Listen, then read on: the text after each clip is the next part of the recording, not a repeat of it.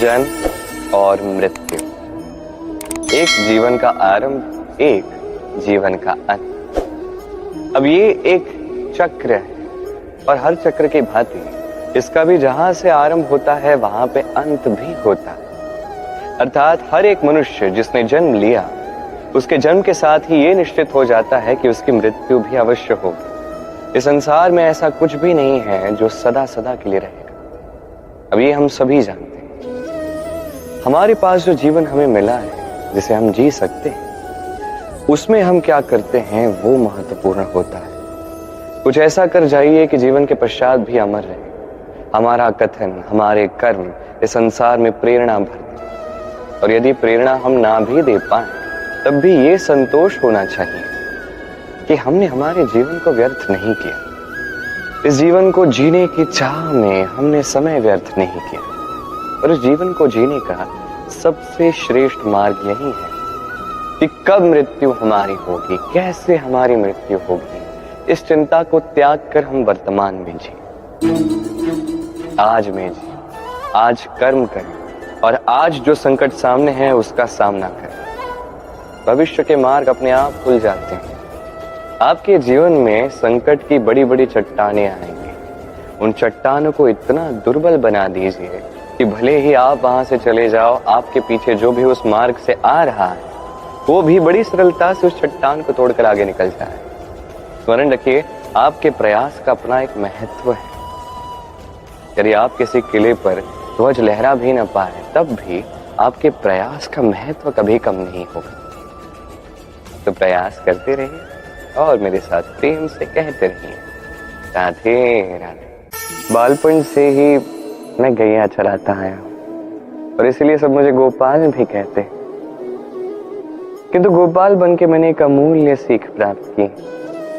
मैंने देखा कि गौशाला में अनेक बछड़ों में से गैया अपने बछड़े को उचित प्रकार से पहचान ही लेती, जबकि ये सभी बछड़े एक जैसे दिखते हैं, सबके स्वर भी एक जैसे होते हैं। तब भी ये सभी बछड़ों में अपने बछड़े को पहचान लेती है, उसके साथ रहती। कुछ इसी प्रकार होते हैं हमारे कर्म और उसका कर्म फल। अब सबके मध्य में रह के कोई भी कर्म कीजिए, उसका कर्म फल उन सब में आपको पहचानेगा और आपके साथ रहेगा। इसलिए जब भी कर्म करिए सोच समझ कर करें। कर्म करने से पहले एक बार सोच लीजिए, जीवन में कभी बार बार पछताना नहीं पड़ेगा। क्योंकि बात ही कुछ ऐसी है कि संसार में आप काल, कर्म फल और समय, इन तीनों से कभी छिप नहीं सकते, कभी बच नहीं सकते। आइए मेरे साथ प्रेम से कहिए, राधे राधे। हम सभी जीवन में सुख चाहते हैं। जीवन में ही क्या, जीवन के पश्चात भी हम सब सुख चाहते हैं। हम सभी स्वर्ग की कामना करते हैं। किंतु बड़ी सरल सी बात है, यदि आपको स्वर्ग प्राप्त करना है तो पहले मृत्यु प्राप्त करनी होगी। आप प्राण दोगे ही नहीं तो स्वर्ग प्राप्त भला कैसे होगा? नहीं, बस इतनी छोटी बात से जीवन में बहुत कुछ सीखा जा सकता है। यदि आपका कोई लक्ष्य है, कोई मनोवांछित स्थान है, कोई बड़ा कार्य आप करना चाहते हैं तो वो सब होगा, किंतु केवल कामना करने से नहीं। आपको कर्म करना होगा, निरंतर प्रयास, परिश्रम, मार्ग ढूंढने होंगे, आगे बढ़ना होगा। कभी असफलता मिलेगी तो उसका सामना करना होगा, संकटों का सामना करना होगा, भीतर से अपनी शक्ति को बढ़ाना होगा। तभी आपको आपका लक्ष्य मिलेगा, मनोवांछित स्थान मिलेगा। महानदी गंगा एक बूंद से आरंभ होती, फिर धीरे धीरे बढ़ती, चट्टानों से चोट खाती है, रुकती नहीं, आगे बढ़ती जाती, तब जाके ये महानदी गंगा बनती। परिश्रम कीजिए, लक्ष्य को प्राप्त कीजिए और मेरे साथ प्रेम से कहिए, राधे राधे। मनुष्य चाहता है कि उसके जीवन में कभी कोई समस्या ही न आए। चाहता है जीवन मात्र सुख और शांति से परिपूर्ण रहे। और इस चाह में कुछ अनुचित नहीं है। हम सब यही चाहते हैं कि जीवन में सुख रहे, शांति रहे, किंतु इस बात का विशेष ध्यान रखिएगा कि वो सूर्य जो उदित होता है, संसार को प्रकाश देता है, दोपहर में भीषण धूप देता है, संध्या में उसे भी ढलना पड़ता है। और ये जीवन चक्र हमारा भी कुछ इसी प्रकार है, सदैव एक जैसा कभी नहीं रहेगा।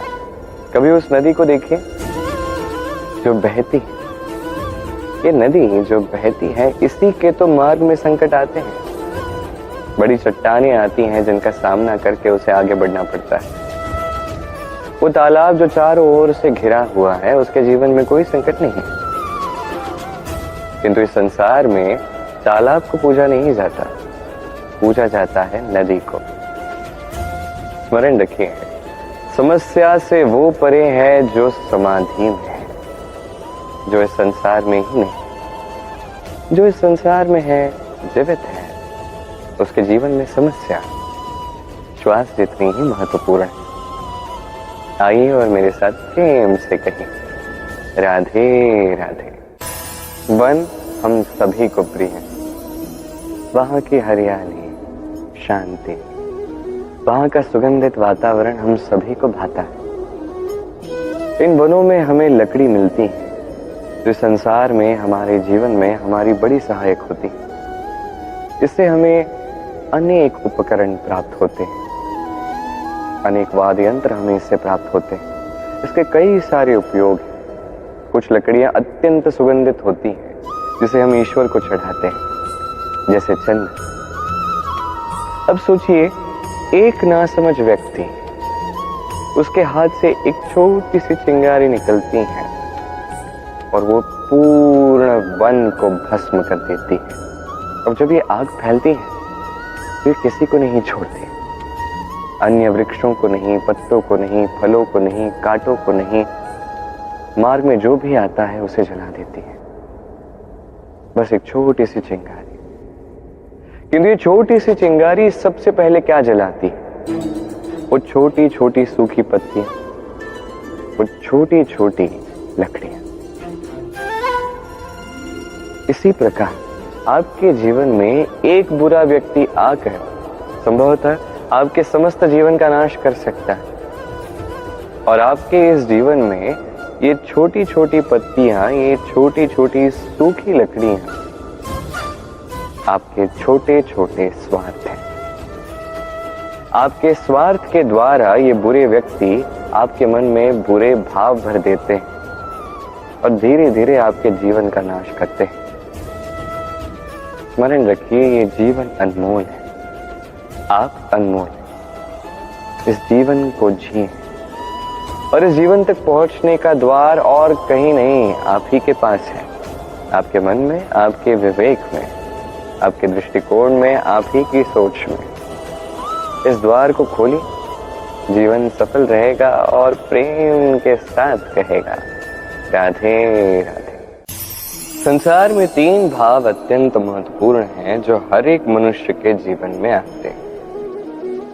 पहला है आनंद, जो हम सभी पाना चाहते हैं। दूसरा है क्रोध, ये तब आता है जब हम अपना वश खो देते हैं या कोई परिस्थिति हमारे अनुकूल नहीं होती। तीसरा है दुख, ये दुख भी तब आता है जब कोई परिस्थिति हमारे अनुसार नहीं होती या हमारे प्रियजन हमें नहीं समझ पाते, हम कुछ अमूल्य खो देते हैं, तब ये दुख हमारे हृदय में आश्रय कर लेता है। ये 3 भाव ऐसे हैं जो जीवन में आते रहेंगे, जाते रहेंगे, किंतु इन 3 भावों में क्या स्मरण रखना है, सुनिए। जब भी आप आनंदित हैं, वचन ना दें, क्योंकि जब मनुष्य आनंदित होता है वो अपना विवेक खो बैठता है। दूसरा, जब भी आप क्रोधित हैं, उत्तर ना दें, क्योंकि क्रोध में जब भी उत्तर दोगे वो शुभ नहीं होगा। तीसरा, जब भी आप दुखी हैं, निर्णय ना लें, तब अपने मन पर, अपने कर्म पर, अपने वचन पर नियंत्रण रखें। इन 3 भावों में ये सब आप नहीं करेंगे तो जीवन में कभी नहीं पछताएंगे। आइए मेरे साथ प्रेम से कहिए, राधे राधे। हम में से अधिकतर लोग किसी न किसी महाशक्ति के अस्तित्व को स्वीकार करते हैं। हम मानते हैं कि ये वो महाशक्ति है जिसका प्रभाव, जिसकी कृपा सदैव हम पे बनी रहती है। हमारे कर्मों पर, हमारे कर्म फल पर सदैव इसकी दृष्टि होती है। कुछ इसे ईश्वर मानते हैं, तो कोई इसे पितर मानता है, तो कोई किसी पालतू जीव में महाशक्ति को देख लेता है, तो कोई किसी वस्तु में।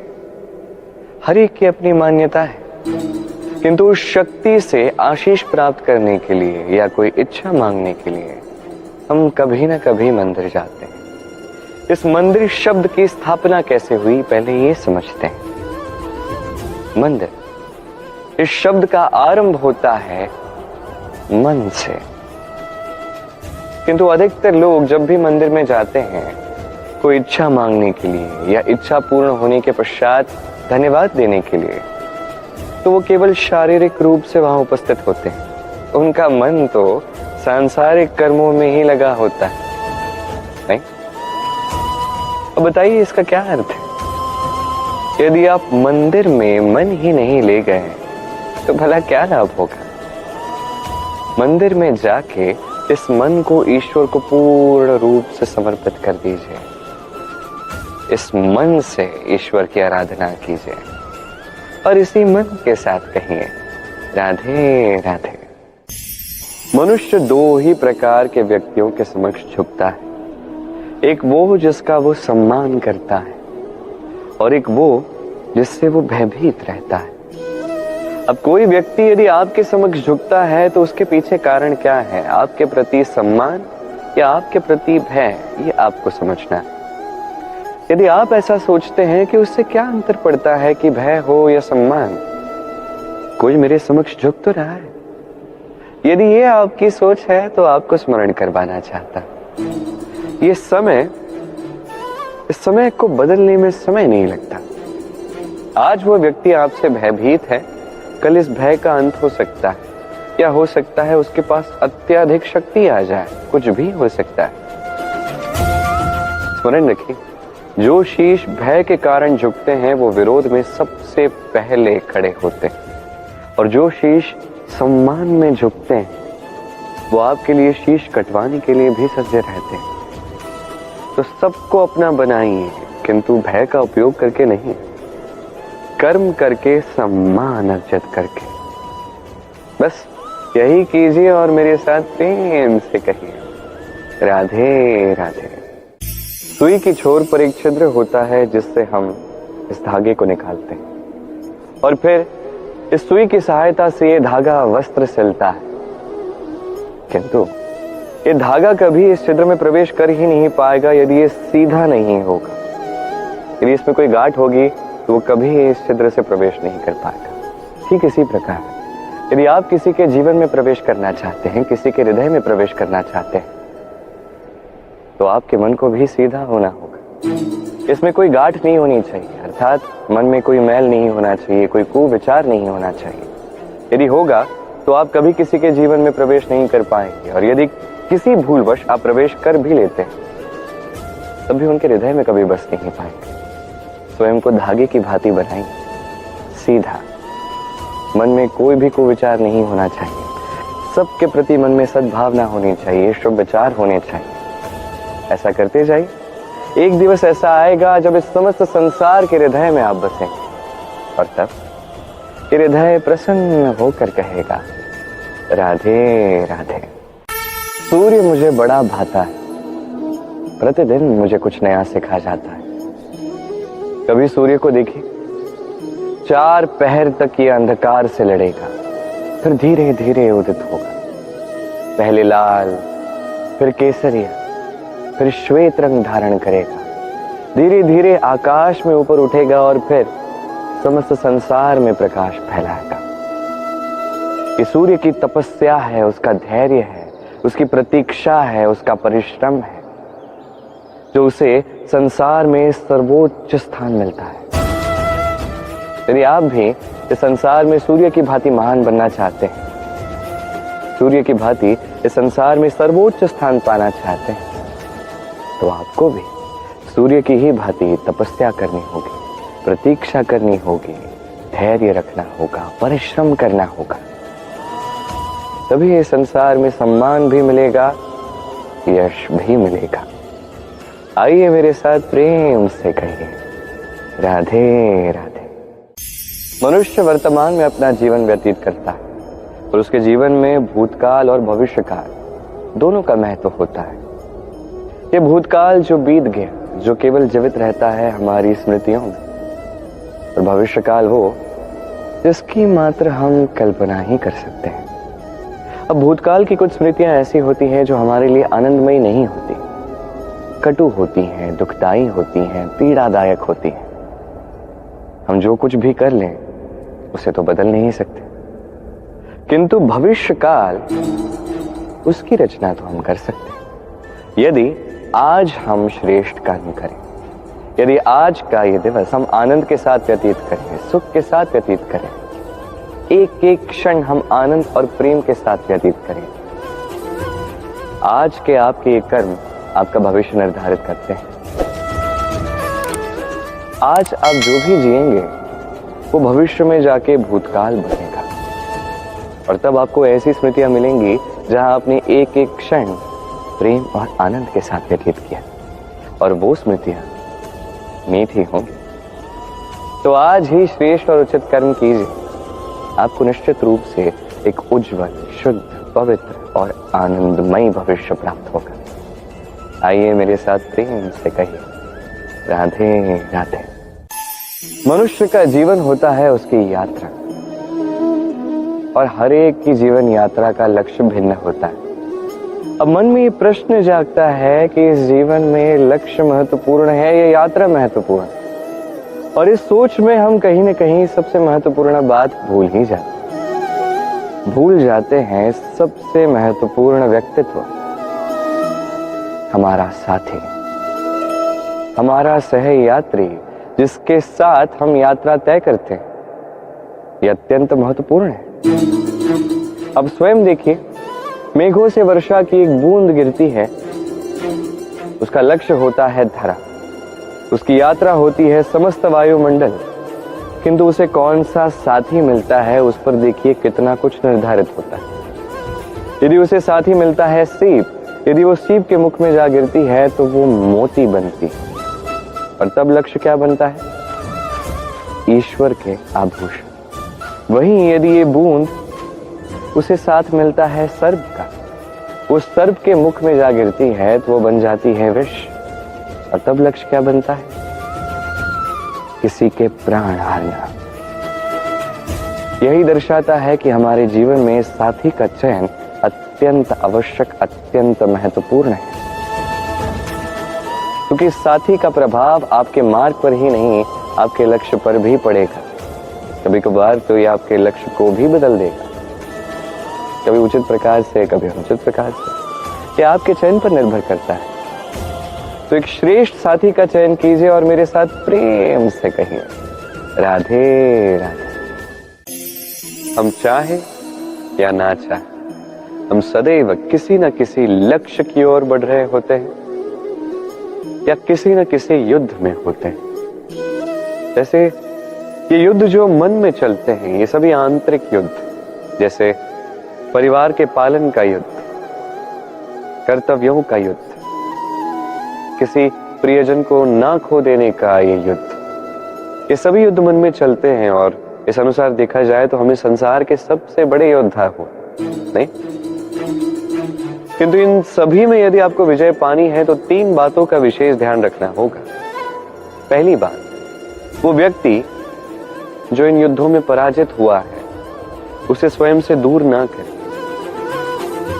अपितु आप उसके निकट जाएं, उससे बात करें, वार्तालाप करें, विचार विमर्श करें, उससे सलाह लें और समझें कि उसने क्या भूल की थी और वो भूल अपने जीवन में ना करें। दूसरा, वो व्यक्ति जिसने इन पर विजय प्राप्त की है उसके अनुभवों से सीखें कि उसने हर कदम पे क्या किया, कैसे प्रारब्ध का ये मुख उसने मोड़ा, कब बुद्धि का उपयोग किया, कब बल का प्रयोग किया, ये सब उससे सीखें।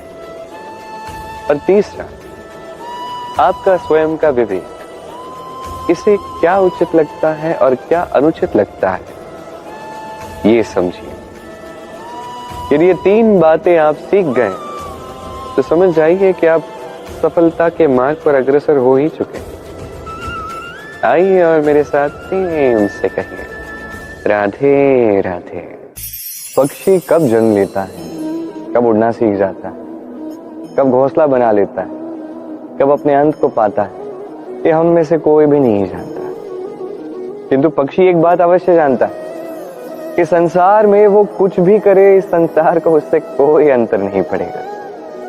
अब हम क्या करते हैं, कोई भी कार्य करते हैं तो हम सोचते हैं कि ये कार्य करते हुए यदि संसार ने मुझे देख लिया तो पता नहीं संसार क्या सोचेगा, पता नहीं मेरी छवि कैसी बन जाएगी, पता नहीं क्या होगा, आदि इत्यादि इन विचारों में वो खो जाता है। कुछ इस प्रकार खो जाता है कि इस वर्तमान के कर्म का, इस जीवन की यात्रा का, उस समय का आनंद उठाना वो भूल जाता है। अब देखिए पक्षी क्या करता है, उसका कर्म है गाना चहकना। वो पक्षी गीत गाता है, कोई उस गीत को सुने या ना सुने, कोई सुन भी रहा है या नहीं, उस बात से उस पक्षी को कोई अंतर नहीं पड़ता। वो पक्षी तो अपना कर्म करता जाता है। और कदाचित इसीलिए आप किसी पक्षी को कभी रोता हुआ नहीं पाओगे। बस इसी प्रकार आपको स्वयं को बनाना है। पहले स्वयं से पूछिए, ये कर्म जो मैं करने जा रहा हूं क्या वो उचित है?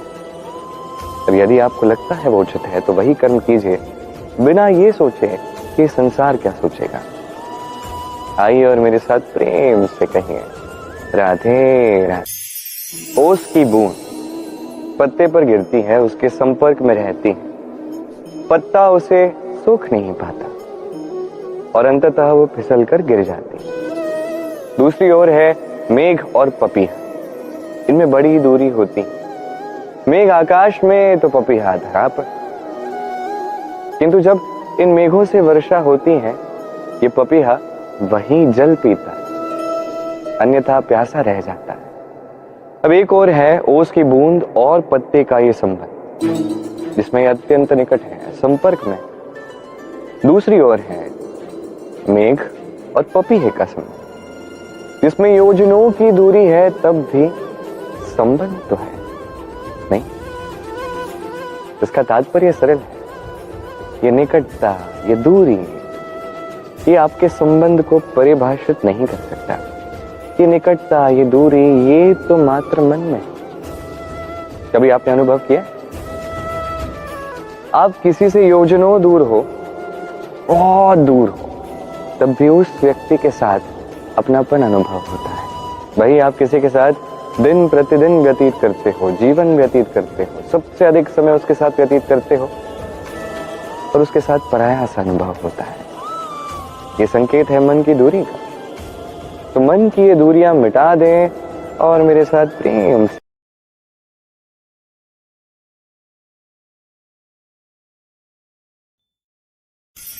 जीवन में सदैव वो नहीं होता जो हम चाहते हैं, वैसा नहीं होता जैसा हम चाहते हैं।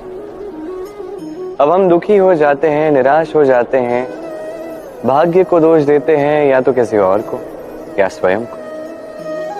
किंतु सत्य क्या है, ये हमें समझना होगा। ये संसार बना है चट्टानों से और पत्थरों से, तो हर स्थान पर छोटे छोटे छोटे छोटे कंकड़ तो हमें मिलेंगे, इससे तो कोई छुटकारा नहीं।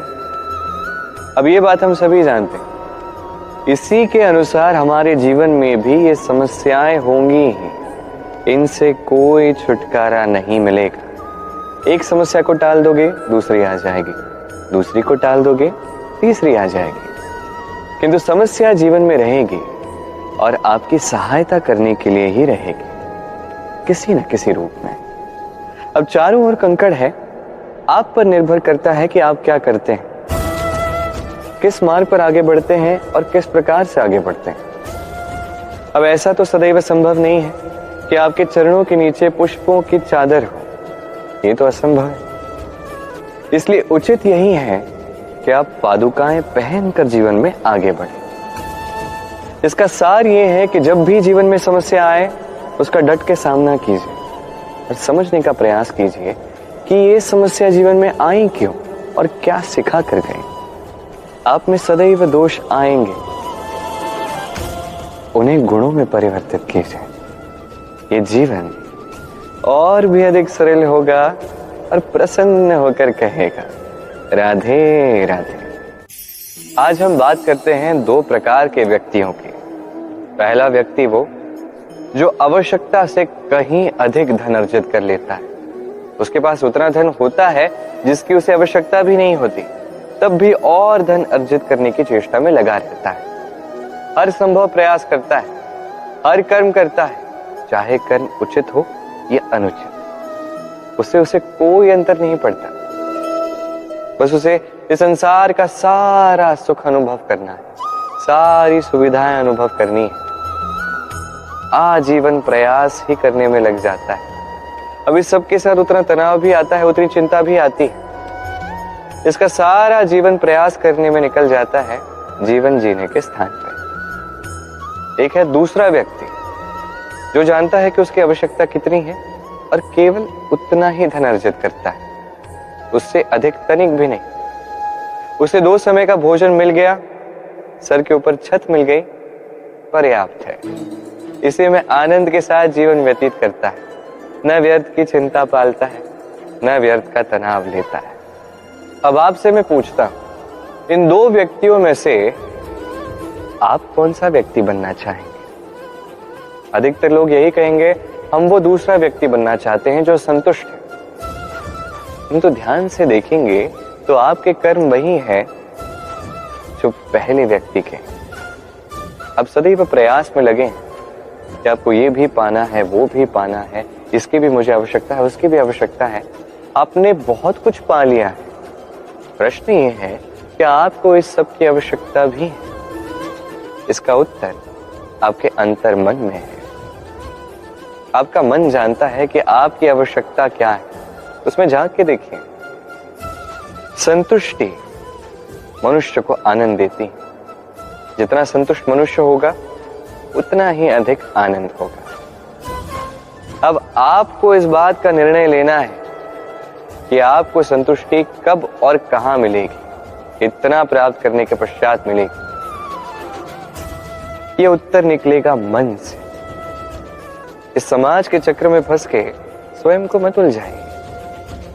अपने भीतर के झूठे अहंकार को बढ़ावा देने के लिए आप ऐसे ही प्रयास करते रहेंगे तो जीवन कब जिएंगे? रुक जाइए, शांत हो जाइए, अपने अंतर मन में झांक के देखिए कि संतुष्टि कहाँ है। उस संतुष्टि को पा लीजिए। ये मन प्रसन्न होकर कहेगा राधे राधे। कभी किसी बगीचे में किसी वृक्ष को देख लो जिस पर सुगंधित पुष्प है, रसदार फल है, तो मन प्रफुल्लित हो जाता है। मन से अपने आप उस वृक्ष के लिए प्रेम आता है। किंतु उस बगीचे का जो माली है बस वही जानता है कि कैसे इन वृक्षों को संभालना है, किस प्रकार इन्हें संभाला जाए कि इनके पुष्प भी सुगंधित हो, फल भी रसदार। कभी कभी आवश्यकता से अधिक धूप आ जाती है तो ये वृक्ष मुरझा जाते हैं। आवश्यकता से कम धूप आती है तब भी मुरझा जाते हैं। आवश्यकता से कम जल इसे मिलता है तो भी ये सूख जाते हैं। आवश्यकता से अधिक जल प्रदान किया जाए तब भी इनकी जड़ें जो है नष्ट हो जाती हैं। अब यही हमारे संसार के साथ भी होता है। हमारे संसार के वो प्रतिभाशाली लोग जैसे लेखक, विचारक, प्रवक्ता, योद्धा, इन सब के साथ भी यही तर्क चलता है। अति प्रशंसा करोगे तब भी ये मुरझा जाएंगे। आवश्यकता से कहीं अधिक निंदा करोगे तब भी ये मुरझा जाएंगे। तो इनकी रक्षा आप कीजिए और स्वयं की भी। स्मरण रखिए ये बात, जानिए कि कब किस निंदा से भयभीत नहीं होना है और कब किस प्रशंसा से स्वयं में अभिमान नहीं जागने देना है। ये मन प्रसन्न होकर कहेगा राधे राधे। जीवन का हर एक क्षण हमें कुछ न कुछ सिखा सकता है। निर्भर करता है हमारे दृष्टिकोण पर। जैसे मुझे नदी अत्यंत प्रिय है, बड़ा अच्छा लगता है मुझे नदी में सैर कर। क्यों? नदी में सदैव कुछ नया होता है, ये कुछ भी पुराना लेके नहीं बहती, सदैव बहती है, कभी नहीं रुकती। तब तक नहीं रुकती जब तक सागर में समा नहीं जाती। कुछ इसी प्रकार हमें भी अपना जीवन व्यतीत करना है, नदी की भांति। हर क्षण नया है, तो उसी प्रकार जीवन जिए। कुछ भी पुराना इकट्ठा करके मत रखिएगा, बीती हुई स्मृतियों में स्वयं को खो मत दीजिए। ये जो वर्तमान है, ये जो क्षण है, यही सबसे अधिक श्रेष्ठ है। इसी में जीवन व्यतीत करें। नदी की भांति बहना सीख जाइए। आप सीख जाएंगे तो समझ जाइए, मुझे आप में सैर करना बड़ा अच्छा लगता है। जो व्यक्ति संपूर्ण आनंद के साथ हर एक क्षण व्यतीत करता है, बिना किसी चिंता के बहते जाता है, कभी नहीं रुकता जब तक मुक्ति प्राप्त ना, ऐसे ही व्यक्ति में राधा कृष्ण वास करते हैं। तो आइए और मेरे साथ प्रेम से कहिए, राधे राधे। कई लोग मुझसे आके कहते हैं, कान्हा तुम्हारे शब्द तो अब क्या कहें, क्या से क्या कर जाते हैं। तुम्हारे शब्द असंभव को संभव कर दिखाते हैं। जब इतनी शक्ति केवल तुम्हारे शब्दों में है, तो कुछ और करने की आवश्यकता ही क्या है। अब वो लोग ये बात नहीं समझ पाते कि ज्ञान केवल शब्दों का एक समूह है, किंतु इसका अर्थ क्या है, ये जानने के लिए अनुभव करना आवश्यक है, उस मार्ग पे चलना आवश्यक है। ये अनुभव ही आपको अर्थ समझाएगा। जैसे तू कर्म करते जा, तू फल की चिंता ना कर, ये केवल शब्द है। इसका सार क्या है, इसका अर्थ क्या है, ये समझने के लिए उस मार्ग पे आपको आगे चलना होगा, उसकी पालना करनी होगी, कर्म करने होंगे निरंतर, बिना ये सोचे कि क्या मुझे अपने कर्म का फल मिल भी रहा है या नहीं। तब इसका अर्थ आपको समझ में आए। कभी सोचिए कि हमारे घर में जो ज्येष्ठ होते हैं, जो बड़े होते हैं, उनकी हम पूजा करते हैं, सेवा करते हैं, उनके हम चरण स्पर्श करते हैं। क्यों? क्योंकि उनके पास हमसे अधिक जीवन का अनुभव होता है। जीवन में केवल ज्ञान सुनना आवश्यक नहीं है, उसे समझना भी आवश्यक है। उसकी पालना करोगे तभी अनुभव करोगे, तभी अर्थ समझ में आएगा। तो ज्ञान केवल सुने नहीं, उसे समझे, उसे आचरण में लाए और मेरे साथ प्रेम से कहे, राधे राधे। ये है गुलाब का पुष्प, इसे भला कौन नहीं जानता। समस्त संसार प्रेम करता है इस पुष्प से। ये है भी कितना सुंदर। सबसे अधिक मनमोहक बात इसकी सुगंध, जो दूर से किसी को अपनी ओर खींच के ले आती है। ये सुंदर पुष्प ध्यान से देखो तो इसके नीचे कांटे होते हैं। संसार कहता है कि भला ये प्रकृति की कैसी रचना है, इतना कोमल पुष्प भला क्या कठोर कांटों पर खिलता है। यही जीवन का सत्य है। हमारे भीतर के सद्गुण ये भी इस पुष्प की भांति है, सुंदर। संसार इसकी सुंदरता देखता है, इसकी सुगंध चारों दिशाओं में फैलती है। किंतु इन सद्गुणों को जगाने के लिए भी कठोर परिश्रम करना पड़ता है, निरंतर प्रयास करने पड़ते हैं। इसलिए यदि आप जानते हैं कि मार्ग उचित है किंतु मार्ग में कांटे हैं, तो रुकिए मत, चलते रहिए। एक बार भीतर के सद्गुण जाग गए तो संसार इसकी सुंदरता देखेगा, इसके सुगंध की ओर आकर्षित होकर आपके पास आएगा। ये मन जीवन प्रसन्न होकर कहेगा, राधे राधे।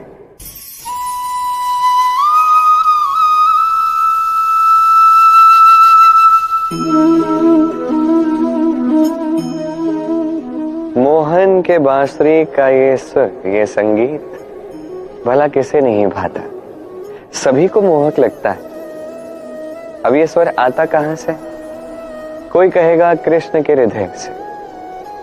सत्य है, ये स्वर हृदय से निकलता है, पर प्रकट होता है इस बांसुरी से। इस बांसुरी को देखिए, इन छिद्रों को देखिए। हर सुर से अपना एक स्वर निकलता है। अब जो व्यक्ति इन सभी स्वरों को समझता है, इसमें निपुण है, वो इस बांसुरी से जो भी धुन बजाएगा वो तो मधुर होगी। अब ऐसा ही कुछ जीवन के साथ भी है। जीवन के कुछ आयाम होते हैं, अर्थ, कुटुंब और अध्यात्म। यदि जीवन का हर क्षण सुखद हो ऐसा आप चाहते हैं तो इन 3 आयामों में आपको निपुण होना होगा। किसी भी एक आयाम में यदि आप अधिक झुक गए तो शेष 2 आयामों से जो सुख प्राप्त होना है वो नहीं होगा। धन अर्जित करना है परिवार के लिए, परिवार का सुख है मन की शांति के लिए, मन की शांति है मन की शुद्धता के लिए। जब ये मन शुद्ध होगा, जीवन शुद्ध होगा, पवित्र होगा, मधुर होगा और प्रेम से कहेगा राधे राधे। जल जीवन का आधार है, ये 5 तत्वों में से एक और अत्यंत विशेष। इसे एक बहुत बड़ी सीख मिलती है। ये जल, इसे अपने गंतव्य का ज्ञान है, ये जानता है इसका लक्ष्य क्या है और प्रयास करके वहां तक पहुंच ही जाता है। ये पर्वतों से बहता है, गिरता है, नदी में समा के उसके साथ बहता है, वनों को हरा भरा करता है, प्राणियों की प्यास बुझाता है, आगे बढ़ता है, मनुष्यों से भेंट करता है। ये इसे बांधों में बांध के रख देते हैं, ये बंध भी जाता है, मनुष्यों का कल्याण करता है, फिर बांध से छूटकर आगे बढ़ता है। कहीं टकराता है, कहीं गिरता है, कहीं से मार्ग नहीं मिलता तो मार्ग ढूंढ लेता है, कहीं मार्ग होता नहीं है तो वहां मार्ग बना लेता है और अंततः अपने लक्ष्य तक पहुंच जाता है, अर्थात समुद्र में जाके समाहित हो जाता है। हमें भी कुछ इसी प्रकार होना चाहिए, जहां से भी जाओ सबका कल्याण करो, आगे बढ़ो। आप कभी टकराओगे, गिरोगे, चोट लगेगी, उतार चढ़ाव सभी आएंगे, आगे बढ़ते रहो। कहीं मार्ग ना मिले तो ढूंढो, कहीं मार्ग ना हो तो बनाओ। अपने गंतव्य को सदैव स्मरण रखो, अंत में अपने मोक्ष को अवश्य प्राप्त करो और मेरे साथ प्रेम से कहो राधे राधे। सूर्य का प्रकाश, अंधकार को मिटा देने वाला महानायक। ये सूर्य का प्रकाश जब पृथ्वी पर आता है तो क्या होता है? ये पृथ्वी जाग उठती है, हर एक प्राणी जागता है, मनुष्य उठता है, अपना कर्म करता है, जीवन जीता है। निद्रा की मृत जैसी स्थिति से बाहर निकलकर जीवन जीना सीख जाता है। ये है प्रभाव सूर्य के प्रकाश का। अब ये प्रकाश जिस सूर्य से आता है वो क्या करता है? वो स्वयं को जलाता है हमें जीवन प्रदान करने के लिए। क्षण प्रति क्षण वो ताप सहता है, तब जाके हम तक ये प्रकाश पहुंचता है। यही जीवन का सार है। यदि आप भी संसार में प्रकाश फैलाना चाहते हैं तो आपको भी तपना होगा, जलना होगा, वो कर्म करने होंगे जो भले ही कठिन हो किंतु श्रेष्ठ वही है। वही इस संसार की सेवा कर सकते हैं, संसार को मार्ग दिखा सकते हैं। अपने भीतर प्रकाश जागृत कीजिए, तभी वो सभी व्यक्ति जो पाप के अंधकार में सोए हैं वो जाग जाएंगे। उन सभी व्यक्तियों की सहायता कीजिए, उन्हें प्रेरणा दीजिए सुखी होने की जो सुखी नहीं हो पा रहे। उन सभी को प्रेरणा दीजिए सफल होने की जो सफल नहीं हो पा रहे। अपने भीतर के सूर्य को जागृत कीजिए, चारों ओर प्रकाश ही प्रकाश होगा, जीवन ही जीवन होगा, आनंद ही आनंद होगा और ये मन बार बार प्रसन्नता से कहेगा राधे राधे। हमारे घर में अनेक कक्ष होते हैं, किंतु ऐसा क्या है जो केवल एक है? हमारे घर का द्वार। ऐसा क्यों है? अनेक द्वार भी तो हो सकते हैं।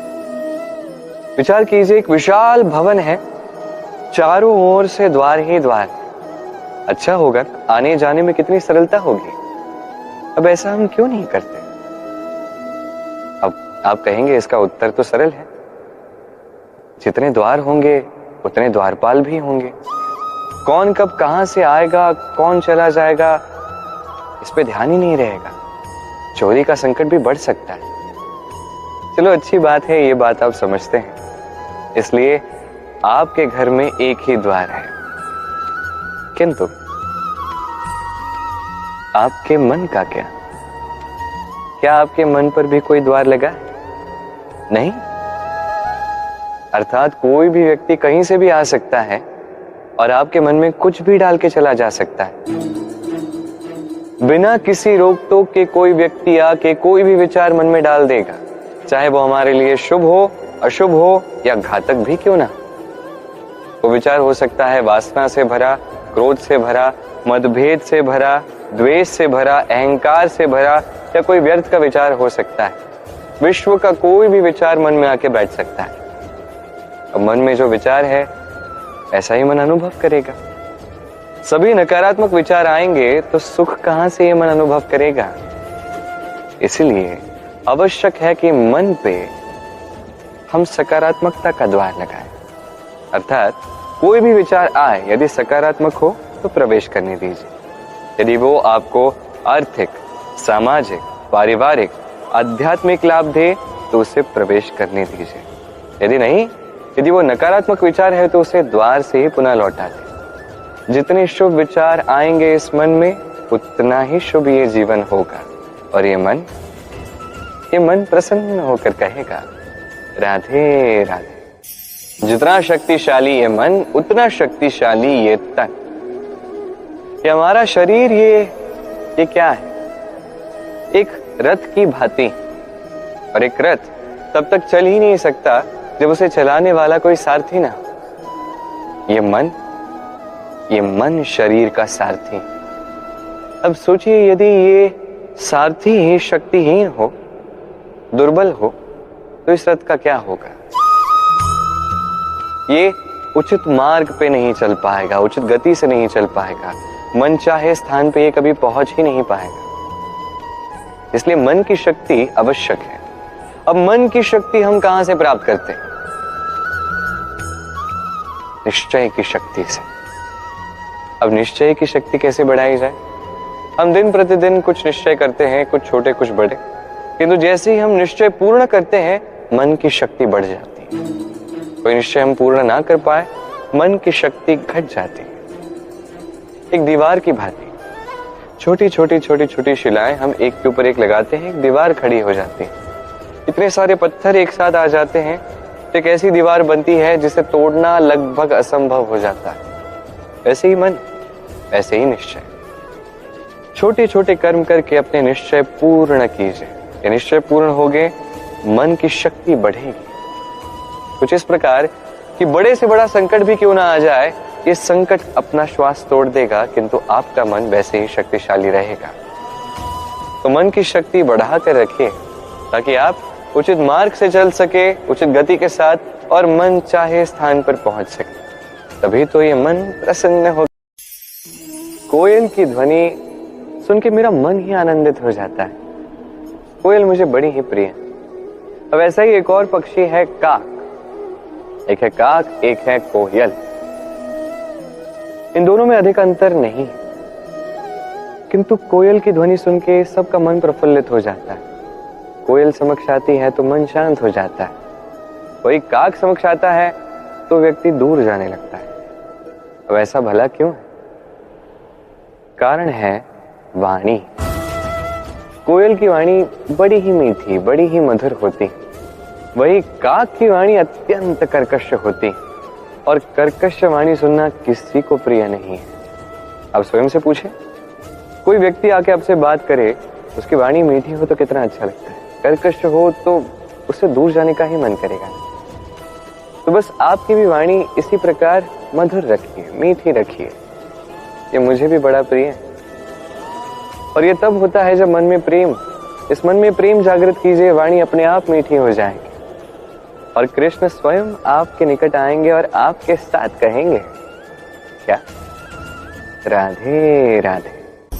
ये क्या, मैं कब से यहाँ प्रतीक्षा में लगा हूँ कि मैंने हाथ समक्ष किए हैं तो एक फल आके मेरे हाथ में आएगा और मैं उसे खा लूंगा। कब से प्रतीक्षा कर रहा हूँ किंतु ऐसा हो ही नहीं रहा। अब आप कहेंगे कि ये क्या बात हुई, ये कैसी विचित्र बातें कर रहा हूँ। यदि फल चाहिए तो आपको वृक्ष पर चढ़ना होगा, फल तक पहुंचना होगा, तभी तो फल मिलेगा। अब ये बड़ी सरल सी बात है, किंतु यही बात आप अपने जीवन के विषय में क्यों नहीं सोचते? लक्ष्य कहाँ है आप जानते हैं, लक्ष्य तक जाने का मार्ग क्या है ये भी आप जानते हैं। उस मार्ग पर चलने की क्षमता भी आप में है, किंतु तब भी आप लक्ष्य को प्राप्त नहीं कर सकते। क्यों?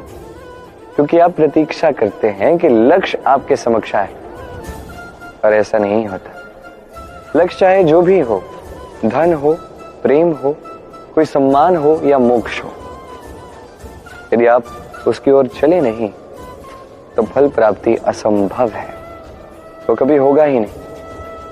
इसलिए यदि अपने नेत्रों के समक्ष आप अपने लक्ष्य को देख पाते हैं तो उठिए और उस दिशा में चलना प्रारंभ कीजिए। अपने भीतर के सारे दुर्गुण मिटा दीजिए, आलस्य निकाल दीजिए, अज्ञानता त्याग दीजिए और बस चलते रहिए। मनोप्रिय फल आप प्राप्त कर सकते हैं। स्मरण रखिएगा, चलने से लक्ष्य प्राप्ति होती है, प्रतीक्षा से केवल मृत्यु प्राप्त होती। आइए मेरे साथ प्रेम से कहिए, राधे राधे।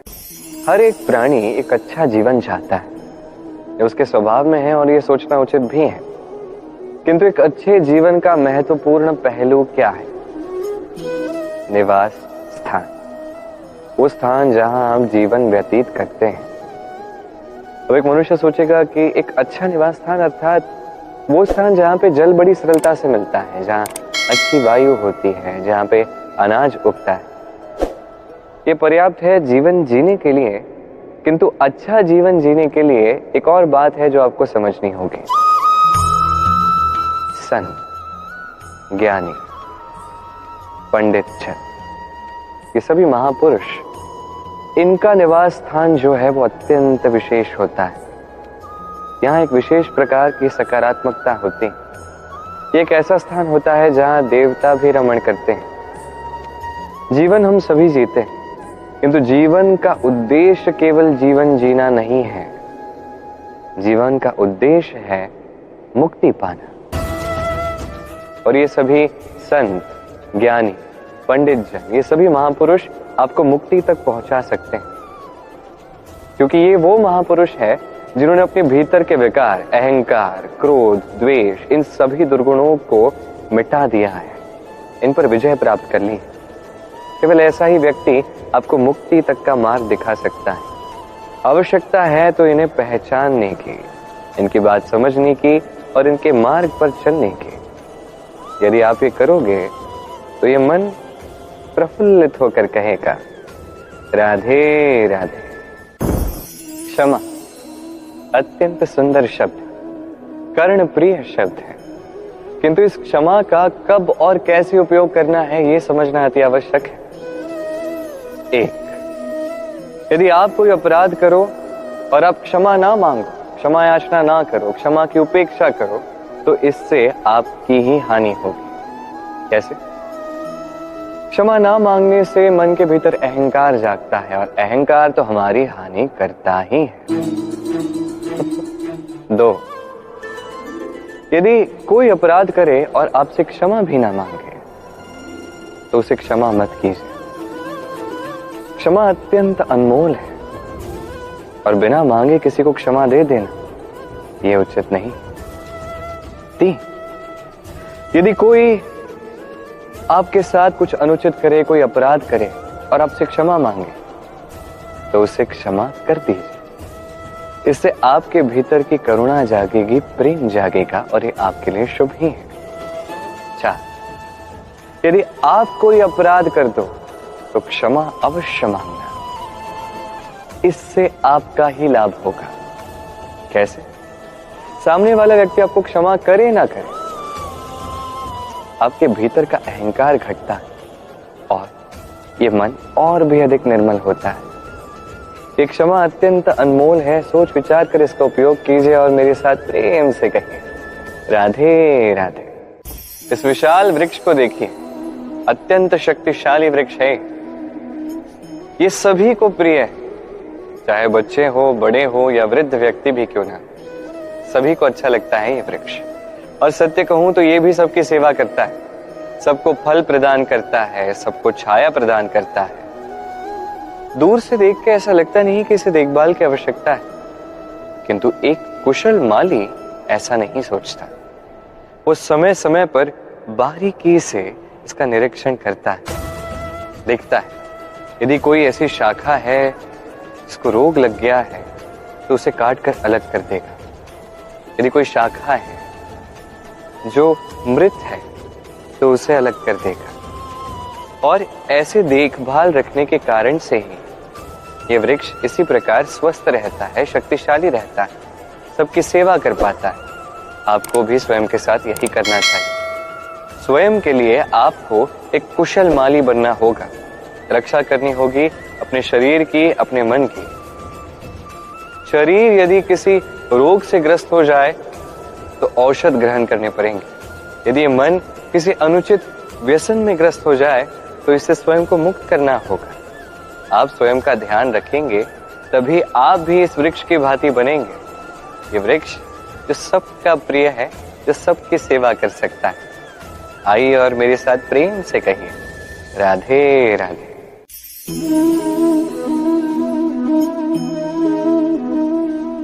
भोजन से ही शरीर बनता है। बालपन से लेके अब तक जो भी आपका भोजन रहा है, जो आपका आहार रहा है, उसी के अनुसार आज आपका शरीर है। ये भोजन अत्यंत महत्वपूर्ण है, इसलिए इसके हर अंग को समझना अत्यंत आवश्यक है। पहला अंग कि हम क्या ग्रहण कर रहे हैं, ये भोजन आग किस स्थान से रहा है, ये समझिए। दूसरा अंग, भोजन बना कौन रहा है। अब सर्वश्रेष्ठ तभी होता है जब माता के हाथ का भोजन मिलता है, किंतु यदि माता के हाथ का भोजन आपको प्राप्त भी ना हो तो उस व्यक्ति को भोजन बनाना चाहिए जो सात्विक हो।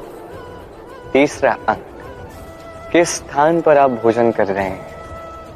जिस स्थान पर आप भोजन कर रहे हैं उसे सात्विक होना चाहिए, वो अत्यंत आवश्यक है। और चौथा और सबसे महत्वपूर्ण अंग, कि जो भोजन आप कर रहे हैं वो जहां से आपको प्राप्त हुआ है, जिस किसान से आपको प्राप्त हुआ है, जिस स्थान पर बैठकर आप भोजन ग्रहण कर रहे हैं, उसका आभार व्यक्त कीजिए और भोजन पूर्ण रूप से समाप्त कीजिए। तभी ये भोजन आपको सुखी जीवन देगा, स्वस्थ शरीर देगा और ये मन ये प्रफुल्लित होकर कहेगा राधे राधे। ये है वट का एक बीज।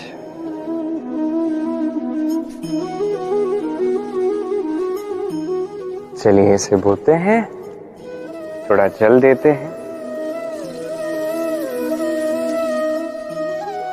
अब यहां पे वट का एक विशाल सा वृक्ष आएगा, किंतु कैसे, कौन इसमें सहायता करेगा, कौन इसे संभव करवाएगा। प्रकृति।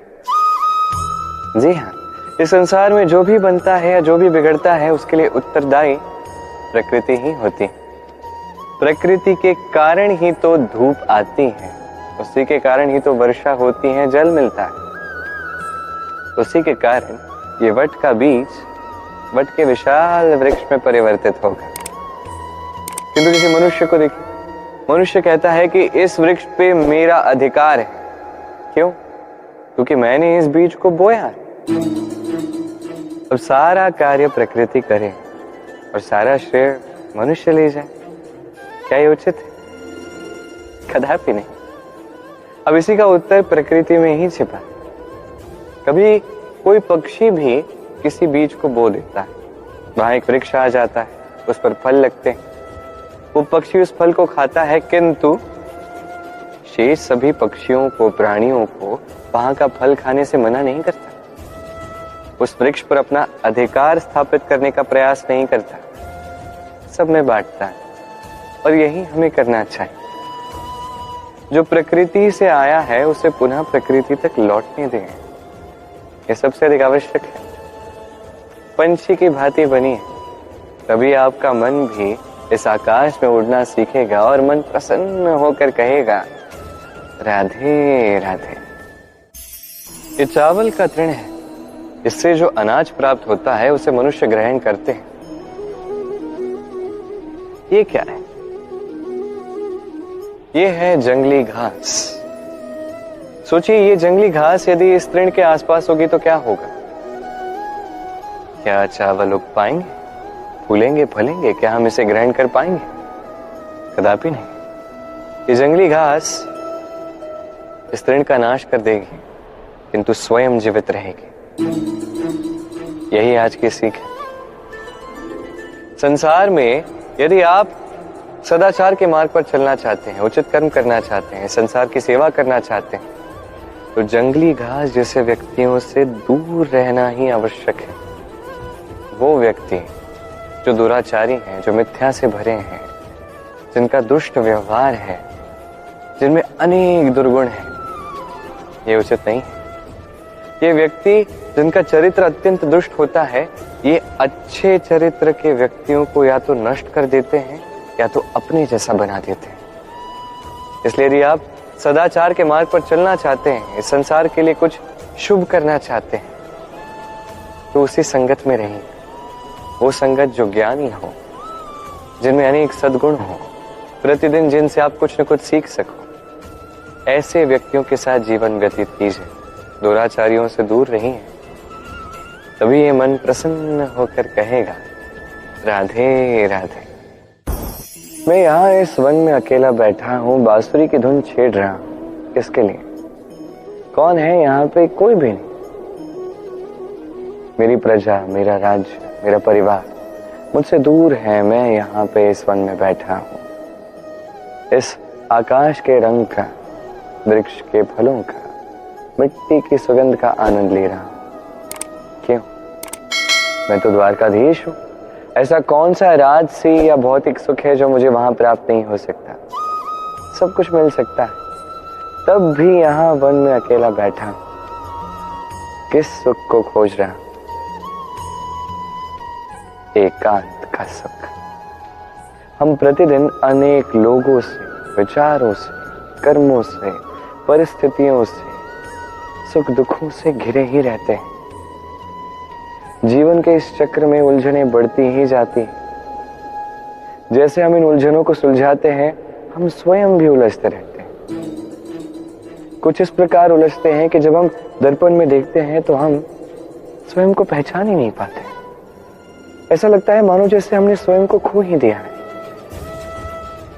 इसलिए आवश्यक है कि हर दिन आप कुछ समय स्वयं के साथ व्यतीत कीजिए, एकांत में। यह अत्यंत आवश्यक है। गहराई से अपने अस्तित्व में झांक के देखिए, स्वयं को समझिए, अद्भुत शांति की अनुभूति होगी। अब जैसे ये वायु है, ये वृक्ष है, ये पुष्प है, ये निसर्ग है, इसी की भांति आप भी कभी एकांत में आए, कभी निसर्ग का एक भाग बनकर देखिए। ये मन प्रसन्न होकर कहेगा राधे राधे। वाह, पुष्पों की सुगंध बड़ी अच्छी लगती है, बड़े सुंदर होते हैं ये पुष्प। चारों ओर पुष्पों को देख के तो मन आनंदित हो जाता है। अब सोचकर देखिए, मेरे चारों ओर पुष्प नहीं, अग्नि है, तो क्या होगा?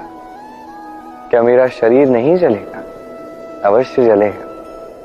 क्या मेरे शरीर को अग्नि का ताप नहीं सहना पड़ेगा? अवश्य सहना पड़ेगा।